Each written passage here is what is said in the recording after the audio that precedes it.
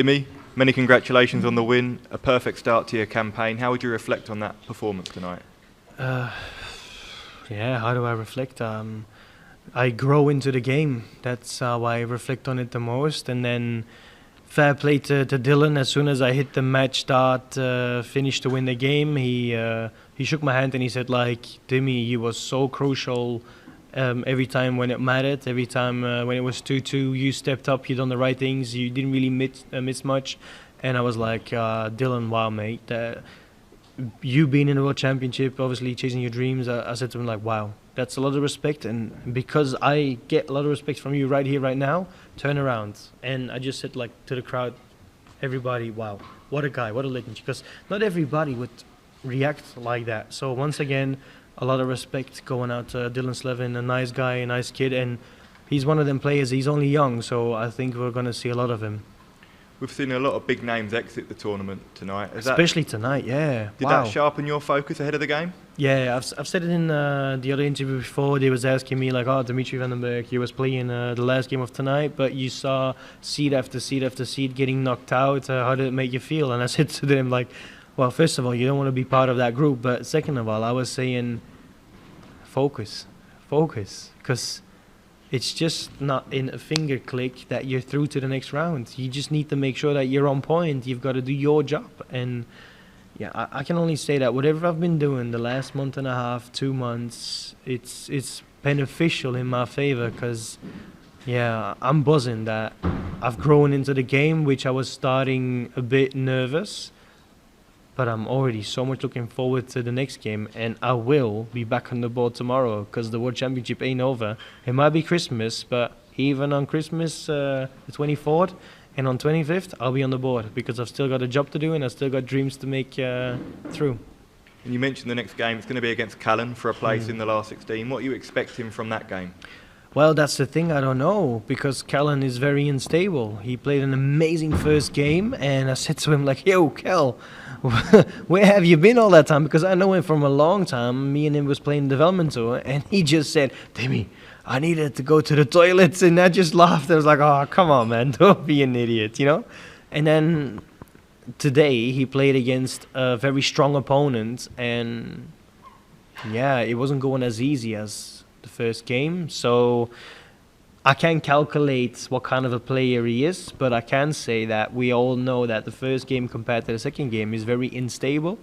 That is one of them things that will give me more confidence because I know that I am a very stable player, even though that it wasn't the greatest of years on the floor tournaments in Europeans. Everybody knows that I was still a very good performer on the majors, so that's why I'll just keep pushing forward, and I've got my own dreams and my own goals to achieve. Thanks, Dimi. Well done. And you guys, thank you. Dimitri, congratulations on the result. In that bottom half of the draw now, it has been blown wide open. Do you feel there's a real opportunity for yourself now?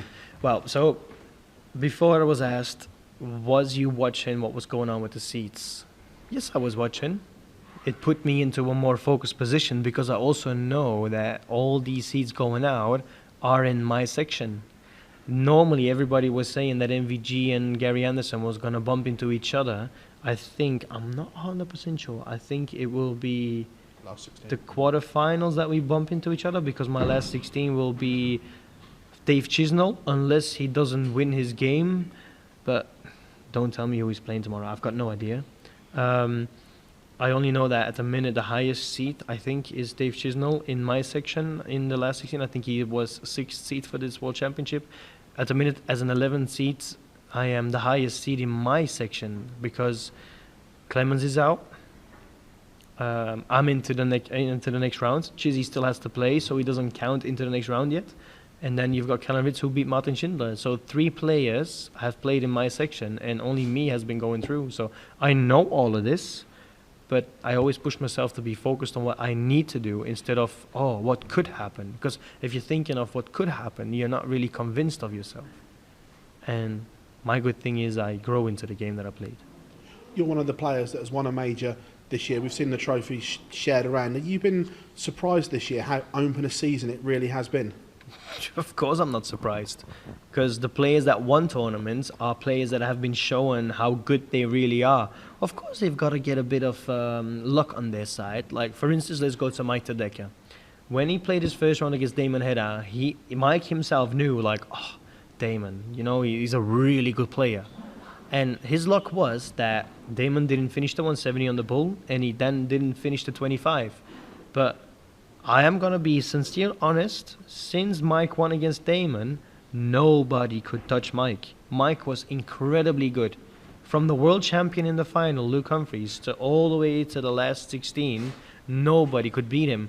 Like, if you look at it, he beat me, Humphries, he beat Wade, he beat Anderson after he won against Damon Hedda. That's not an easy run, guys. So he won in a really strong field. And then afterwards, Richie Edaus, the European champion, he won it. And to be fair, we have seen so many great games, so many high quality of Richie Edaus over the whole year.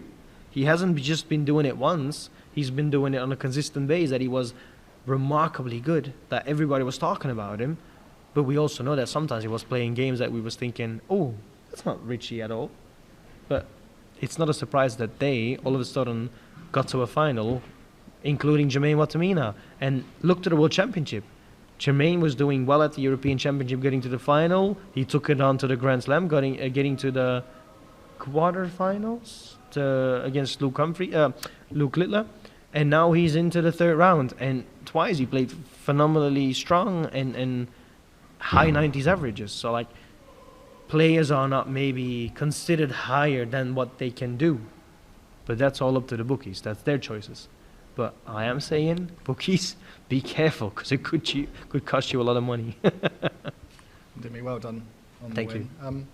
Is there anything in this World Championship that you think is maybe new for you going into this, that you haven't had before, whether it's an experience or something going into this that you haven't had before going into a World Championship? Yeah, and that's just another year of experience. I've been going through a roller coaster because everybody knows that I am quite alright on majors, but I haven't done, besides one tournament on the Pro Tours, nothing on Pro Tours and European Tours. So for me, once again, I've been going into a roller coaster. It wasn't going the way I wanted it, but for me, why am I doing today what maybe people don't expect? Because I'm a fighter. I'm one of them that just keeps battling. I'm one of them that I've got so many reasons to keep pushing forward. And the main reason is all the important people around me, that important circle that I've got, my manager, my best friends, my family, my sponsors, all of these people, my medical team, all of these people are bringing me to the person that I am. And even if I'm going through a rough period, that's all right. I'll come back stronger. I know that I'll come back stronger, because as soon as I'm allowed to work again on that practice board, I'll be putting in the hours. And that's exactly what's been happening the last few months. I'll put in the hours as much as I can, as much as my body let me practice. I want to ask you about a young man, Lex Passhaus, who won the JDC World Championship yesterday, just 13 years of age. I saw you up there on the stage presenting the trophy with the guys from the JDC. Yeah. Where did you first see him play, and how good do you think he can be? My very first time ever I've seen him play was live, the Lakeside quarterfinal. I've heard his name so many times before, but I've also said, everybody, don't forget he's only 13. He's still so young. There's so much in his life that's still going to happen. But I've also said, after that I've met Lex Passhaus and his parents, that he's in a good place. He's got an older brother, so the parents already know that there's a lot of things coming onto his path. So they already said, we're happy to have some support, but we're not going to push our kids into positions he doesn't want to be in. So they've got a very wise head on their shoulders, and I'm really happy for that. I'm also very proud of the young kid, because he's had a remarkable year. Semi-final at Lakeside, Women's World Master, JDC champion, second in the WDF Order of Merit. Like, wow. Imagine if you were 13 and you can tell that about yourself. How would you feel? Dimitri, well done on the win up there. You told the bookies to be careful, and they ranked you at 100 to 1 to win this tournament before a dart was thrown. Do you think you've been overlooked, given that you are a major winner? You made a quarter-final in Blackpool and semi-final at the World Grand Prix? This is such an unuseful question. I've got no idea what bookies means. I've already talked to my manager a few times, so many times. He loves football. He loves to put in bets for his soccer teams, for Champions League. He always explained to me what it means. I still don't have a clue what it actually Essentially, they means. So rank you as a if they big call me outsider. 100 to 1, all right. I don't understand it anyway. If they call me 1-on-1, doesn't that mean that I'm going to win it? Is that correct? If they call means me very 1 to 1, likely, yes. it's very likely. So when is this going to happen? I've got to put my foot in there, you know. Do you think you should be talked about more as a potential contender for this No, of course not. championship? Of course not. Why should I? Am I winning multiple majors in a year? No, I'm not. I've won 2 in the space of 4 years, but before 2020, I didn't win any of them. So why should I be all of a sudden high? No, I like to be feet on the ground, work my ass off. I've got a lot of dreams, and at the end of the day, there's only one thing I want to do. I want to get my dreams in my private life, earn the money that I need for building my house, get my dream car, have holidays when I want, and I only can say thank you so much to the PDC. You guys give all of us professional players this opportunity, and all of the players probably don't recognize that as much as I do. Every time, every year, I'll let the PDC staff know, thank you guys, you work a lot of things very important for us professional dart players, because otherwise we have to do a 9-to-5 job. Trust me, none of them like to be awake at 8 o'clock in the morning. None of them. It has been a good year on TV for you, and it could get better. It's been good as well for your teammate, Belgian teammate Mike De Decker, lifted his first major. Yeah. With him going out early, and if you went on a run here, could you potentially knock him out of a Premier League spot, or is there room for 2 Belgians maybe next year? I'm not focused on Premier League. I've got one goal. I want to be in the top 16 of the world, in the world, on the 2-year order of merit. At the minute, I'm not, and I don't like it. I have done really good again on major tournaments, but for some reason, I'm out of the top 16, and I just don't understand.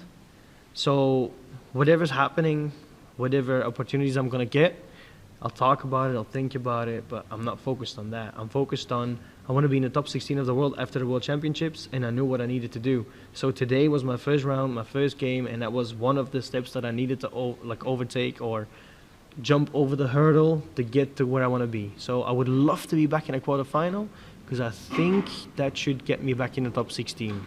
If not, I'll be disappointed. It doesn't even if I would be given the Premier League and I'm not in the top 16, I'm telling you now, I'll be disappointed, because I don't want to fall out of the top 16, because it's so important and so massive for us professional dart players. Dimitri, good luck in the next round. Thank you. Thank you.